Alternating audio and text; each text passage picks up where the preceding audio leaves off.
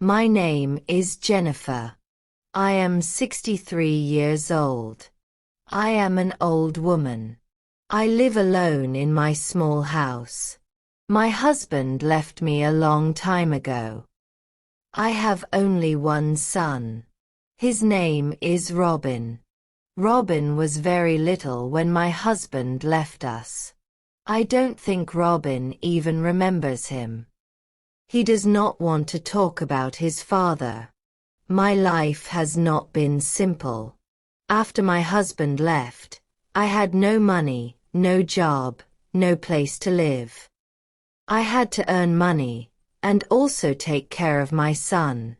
I worked 2 jobs to earn money to pay rent, buy food, and pay bills. Being a single mother was a difficult job. I worked hard every day. I gave up many things for my son. I gave up my own dreams so he could follow his. I wanted to give Robin a good life. I wanted him to have everything he needed. I wanted my son to be happy. I believed he would always stay by my side no matter what happened in life. But everything changed when Robin turned 25. He met a woman named Amelia.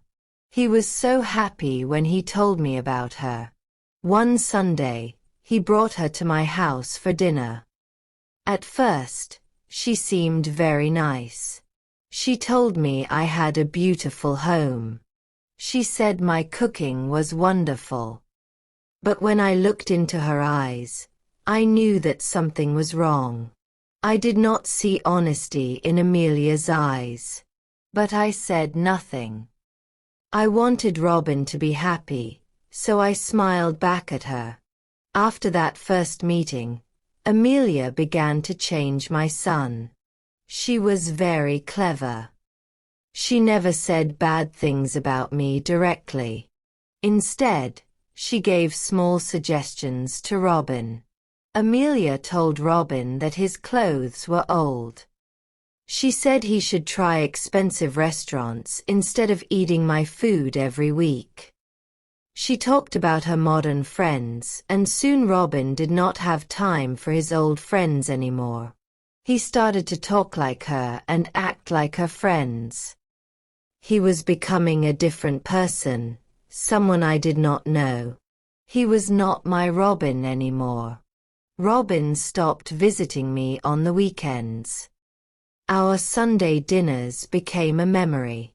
At first, he made excuses. He said he was busy with work or he was tired. Then, the excuses stopped. He just did not come. His phone calls became shorter, and he always seemed busy. "I have to go, Mother," he said. I missed his voice. I missed my son. My house felt quiet and empty without him. One day, I couldn't stay silent anymore. I knew I had to speak to Robin. So, I called him. I said, "Robin, my son, I am worried about you. You seem different." I tried to tell him about my feelings for Amelia. But he did not listen. He became angry. "You are just jealous, Mother," he said. "You don't want me to be happy with someone else." My heart broke. His words hurt me more than anything. He did not understand that I only wanted to protect him. He thought I was selfish. He chose Amelia, not me. My eyes filled with tears. A stranger was stealing my son, and I could not do anything to stop it. One evening, I could not stay at home anymore. I missed my son very much. It had been many weeks since his last phone call. I needed to see him. I needed to know what was wrong. Maybe if I could just talk to him, I could make everything right again. I took a bus and went to the apartment where my son now lived. My hands were shaking as I pushed the button for the elevator. I went up to the 4th floor. I found the door with the number 22. This was it. This was Robin's new home. I stood there for a moment. My heart was beating very fast. I took a deep breath and knocked on the door. I prayed that Robin would open the door. But Robin did not open the door. Amelia did. She looked at me with cold eyes. There was no smile on her face. "Hello, Amelia," I said. "Is Robin home? I really need to talk to him." Amelia did not move. She said, "Robin is home. But he does not want to see you." My world stopped. I could not understand. "What do you mean?" I said. "Please let me see my son." Amelia shook her head and said, "Jennifer, you need to leave. Robin needs his freedom." I felt confused. I said, "Freedom? Freedom from what?" Amelia looked at me.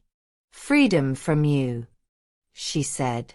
"He says you are too controlling. He says you try to live his life for him. He wants to make his own choices now." Tears filled my eyes. Controlling. I was not controlling. I was a mother. I loved him. I only wanted him to be safe and happy. Robin was there, but he would not come to the door. He wanted to stay away from me. Robin was gone. He had chosen a new life, and I was not part of it. I could not breathe. I turned away from the door. I did not say goodbye. There was nothing left to say. My son did not want me. I was left alone. Robin did not call. 1 day passed, then 2 days. Soon a week was gone. The weeks slowly turned into months. I looked at the telephone every day, hoping it would ring. But it never rang. I looked at the window, hoping to see Robin's car on the street, but he never came. There were no letters, no calls, and no visits. He promised he would never leave me. I could not sleep. I could not eat. I cried every day. When I went outside, people looked at me. They probably thought I was a bad mother. They thought I did something wrong to make my son go away. I wanted to tell them it was not my fault, but I said nothing. One morning, I opened the newspaper. I saw a name that made my heart stop. It was my son's name, Robin. My hands began to shake as I read the story. The article was about Robin and his wife, Amelia. It said Amelia had another man. The other man was Robin's best friend. I could not believe what I was reading.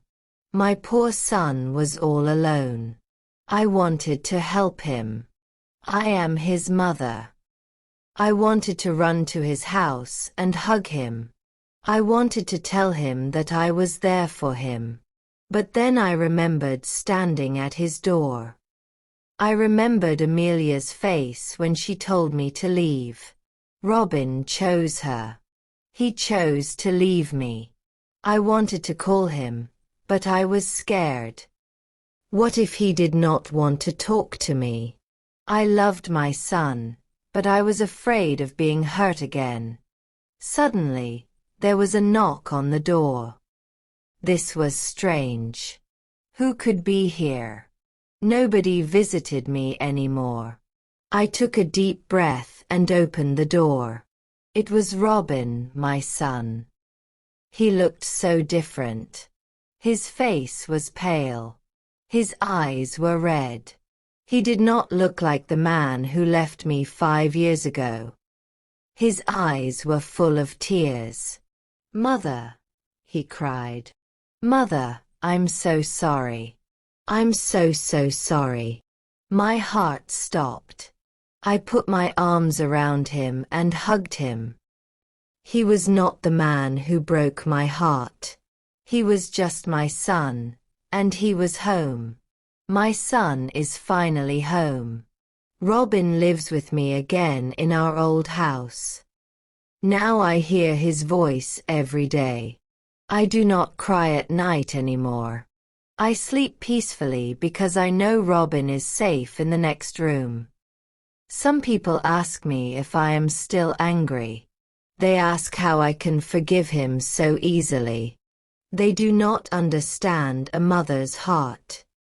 When I look at Robin, nothing is more important than having him back. It will never be exactly the same as before, but it can be strong again. Families can hurt each other, but they can also heal. Love is a powerful thing. It can fix what was broken and bring back what was lost. Enjoyed reading? Hit like, drop a comment, share it with friends, and subscribe for more.